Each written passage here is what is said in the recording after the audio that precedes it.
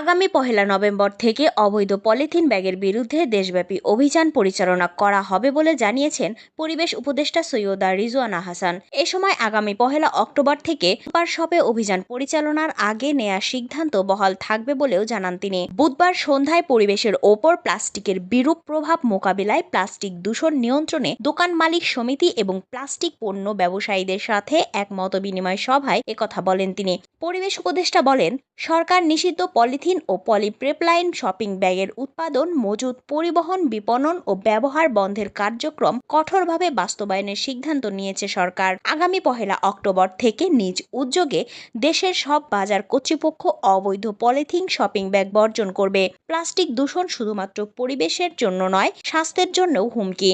তাই সরকারের পাশাপাশি ব্যবসায়ীদেরও এই বিষয়ে ভূমিকা পালন করতে হবে। সময় পরিবেশ সুরক্ষা ও টেকসই উন্নয়নের জন্য প্লাস্টিক ব্যবহারের বিকল্প খুঁজে বের করার ওপরও জোর দেন তিনি। পাশাপাশি আগামী ২৯শে সেপ্টেম্বর পরিবেশ অধিদপ্তরে প্লাস্টিকের বিকল্প মেলার আয়োজন করা হয়েছে বলেও জানান তিনি।